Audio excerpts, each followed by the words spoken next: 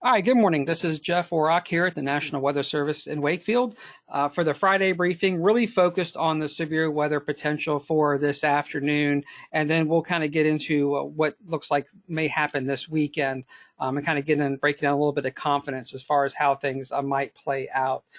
As far as what's currently going on, I do want to start out with kind of the current conditions here. And, most of you are looking out the window, it's very, very sunny out there. It's very humid. It's very muggy. There's some clouds here along the mountains, and some of those clouds are spilling over to parts of the Piedmont. But really, for the most part, I mean, even Farmville, Louisa, and places east, we're really full on sunshine. And you see a lot of clouds as you get up towards West Virginia, and some clouds starting to come out of Kentucky way off the map there. And that's where the storms are right now. There's a few showers here along the mountains, but the real main system is still way back here to the west, over parts of West Virginia and back into Kentucky. So a lot of good heating. That's going to play a big role. A lot of good humidity across the area.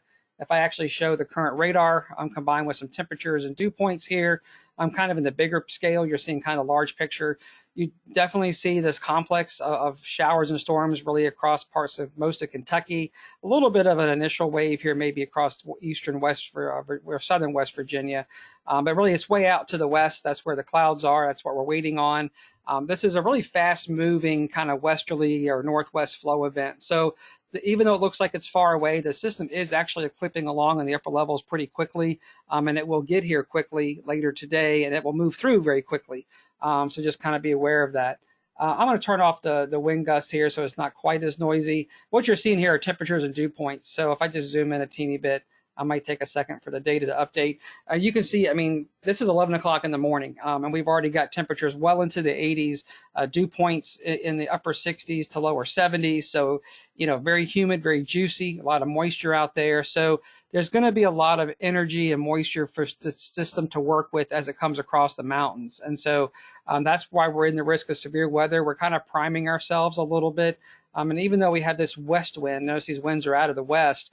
Sometimes you get a west wind, you think you may get a little bit of drier air, and the air may dry a little bit this afternoon, but not enough. So we're really kind of priming the pump, and going to be very, very unstable. So the other trick here is that we're very unstable, but the atmosphere is also a little capped. So what that means is that if we didn't have a cap in the atmosphere, you could start to get showers and storms developing earlier today, and that actually could decrease the threat if we had more showers and storms kind of developing everywhere. But since we've got a little bit of a cap, it's going to hold the atmosphere down a little bit, and it's going to wait until these showers and storms comes across the mountains. And when these showers and storms, this wave, this upper level wave of energy, once it makes it east of the mountains, it's going to have a lot to work with. And so things could go very quickly and progress very quickly as this system moves into a very unstable situation. So that's what we're really concerned about for today. So we'll kind of jump right into it. So this is the slight risk for today. This does not mean Elizabeth City and Northeast North Carolina are out of the threat, and I'll show you this here in a little bit. The threat could definitely extend, from Southeast Virginia, down into parts of Northeast North Carolina. So there is a marginal risk down there, and the winds. This is a wind threat. So wind is not like hail. Hail is more of a point specific thing, hits in one little spot. Wind is kind of broad and can impact a larger area. So we're going to have to watch out for Northeast North Carolina, even though it's marginal, and everybody else here is in the slight risk. So this is the area that we're expecting potential wind. We have kind of narrowed the threat down to maybe 60 to maybe up to 70 mile per hour winds. So that's kind of getting up there a bit. But we could see some winds getting close to 70 mile per hour with the showers and storms as they come across. Hail is probably a little bit of a lesser threat, but there is a lot of cold air aloft. And so, if we can establish some really good updrafts, hail's not out of the question. I don't know if we'll see a ton of hail, and if it does hail somewhere, it'll be really quick and brief. So we are saying maybe up to quarter-sized hail today, and breaking that down. We'll get through the timing here, but it's generally from 4 to 9 o'clock, and the whole system is going to move from west to east.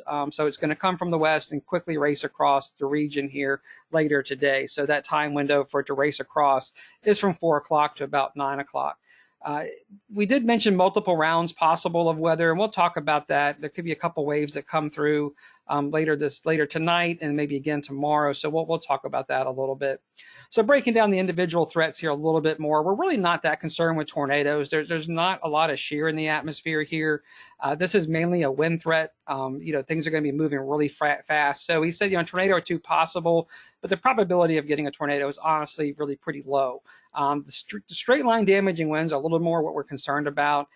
And this could be more kind of not just like in one little spot. You could get kind of walls of wind that roll through and kind of impact kind of a larger area, not just maybe one little part of one town. It could be a wall of wind that comes through across multiple counties at a time. So damaging wind is really kind of our main concern here.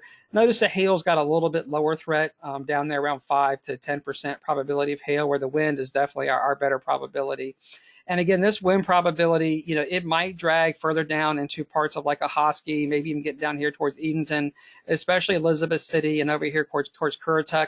Yeah, I'm not sure your wind risk is really much lower than what it is in Chesapeake. And so you guys down in North Carolina, I'd still be worried about some wind threat here later today as the system comes through, especially I would say, from the Chowan River east. And we'll show you kind of why that is here, I think, right now. So this is going to be the simulated radar.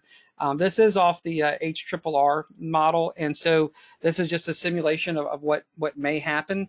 The models have been a little bit back and forth because they're trying to handle how much instability we have in the atmosphere. They're trying to figure out, the timing of this upper level system coming across and how fast it's going to be moving. But there is some confidence that what you're going to see here, I think, is kind of what we're thinking. Best case is what's probably going to play out. Now, as I start this simulation, I do want to point out here, this is actually, at 3 o'clock this afternoon. So we've jumped way ahead in time to 3 o'clock this afternoon. And notice how there's a bunch of showers and storms up here. It's just behind the banner over here over parts of Delaware.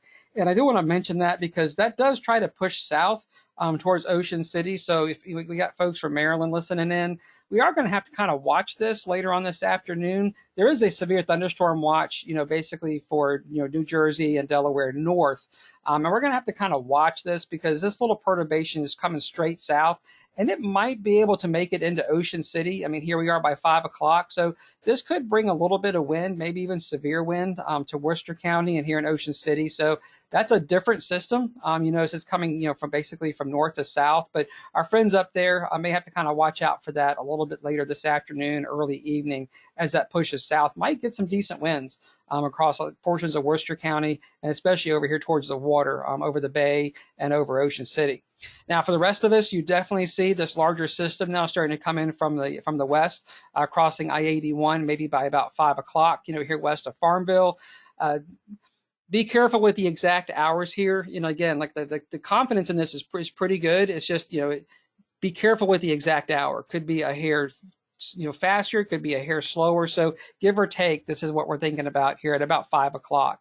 As we push into 6 o'clock, you kind of see this cluster of showers and storms, kind of almost like a pseudo line extending really up from, east of Charlottesville, Louisa, down to, east of Farmville, almost to South Hill, starting to get to I-85, maybe by about 6 o'clock, just on the cusp of getting to Richmond. By 7 o'clock, you kind of notice it extends really from St. Mary's County down here through the Potomac River, through Tappahannock. It's just this nice kind of little wall of showers and thunderstorms. May not be a ton of lightning with this. There'll be lightning, but it's moving quick, and it's being driven by the upper level. So it's producing potentially a lot of wind. So 7 o'clock, give or take, at or just east of the I-95 corridor.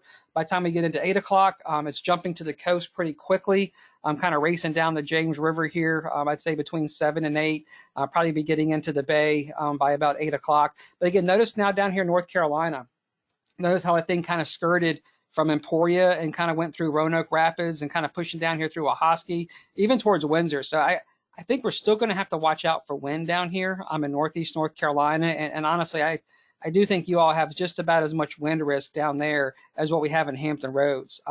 And you notice this thing is really moving quickly across Hampton Roads, Williamsburg, Hampton, Norfolk, and about to hit Virginia Beach by about, I'd say, by 8 o'clock or so. By the time we push about 8 or 9 o'clock, this thing pushes off the coast really quick. So it doesn't hang around.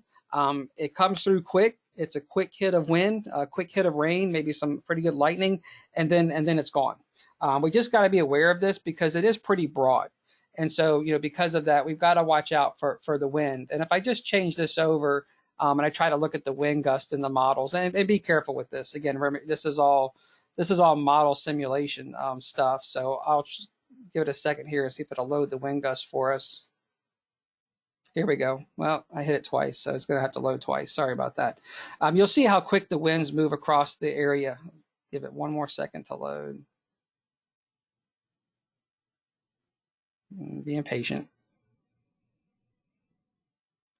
I'll tell you what, I'm going to pull out to the side and see if that's going to load.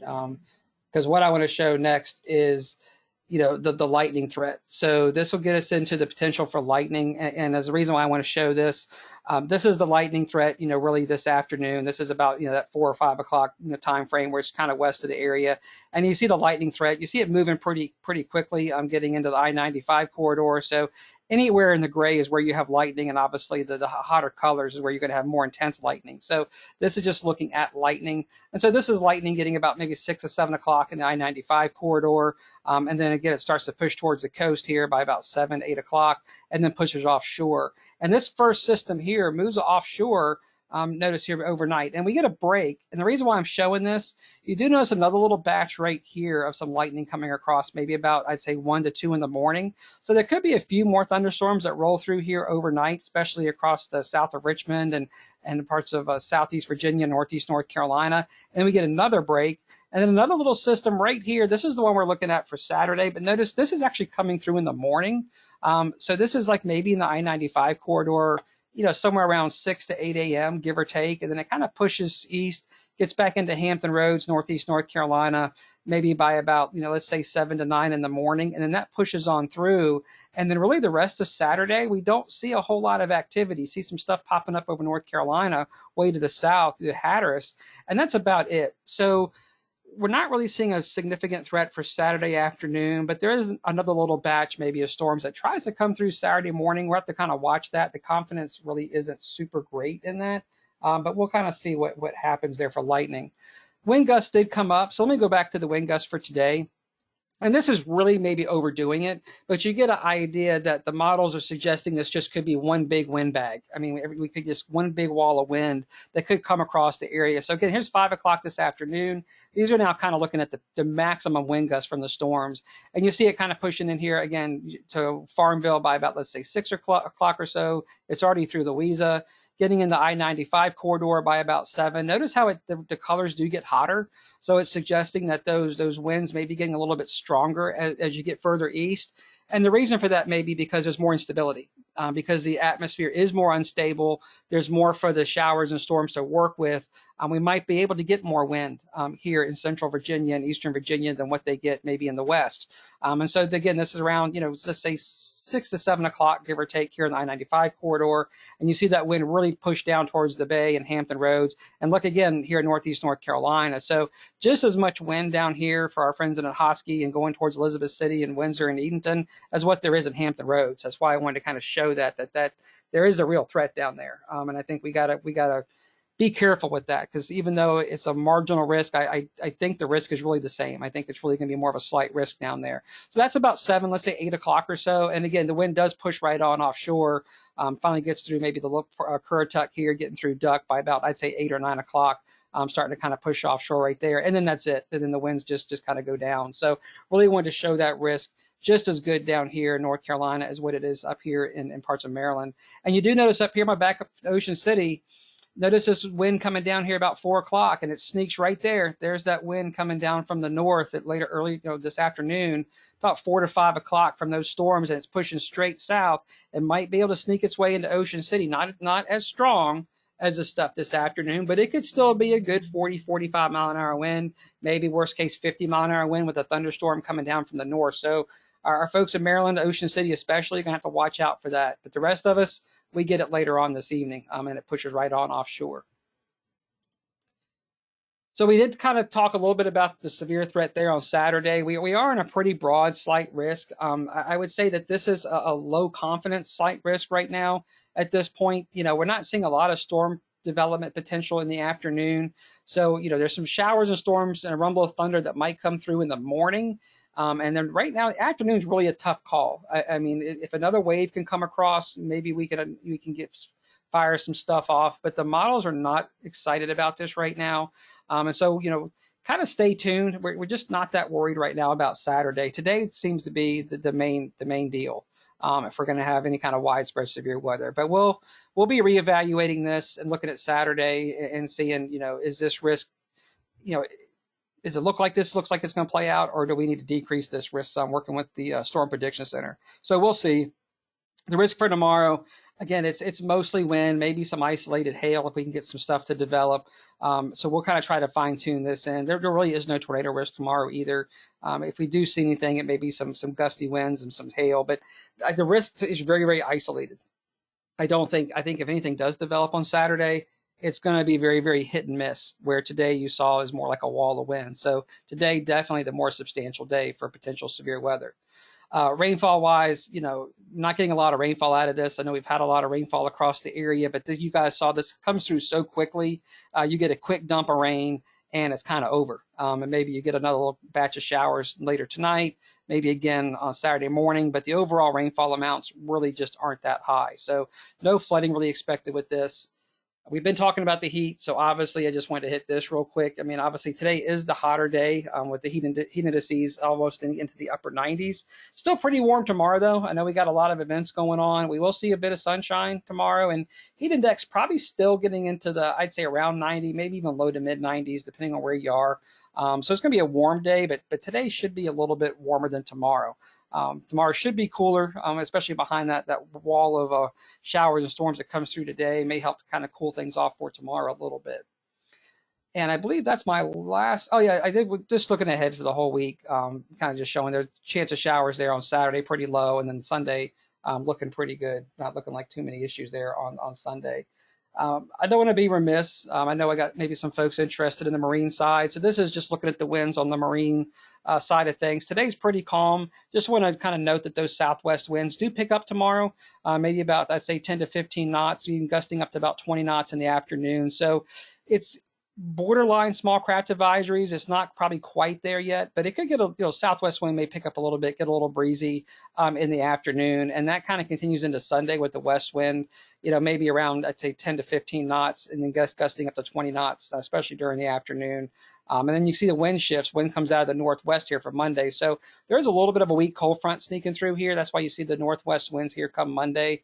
A little cold front sneaking through for all of us really Sunday night into early Monday morning. So calm today. Not really rough tomorrow. Just going to be a little bit breezy. Maybe about 2 feet on the bay. Maybe getting up to about 2 to 3 feet on the ocean. With that southwest wind getting a little bit gusty tomorrow afternoon.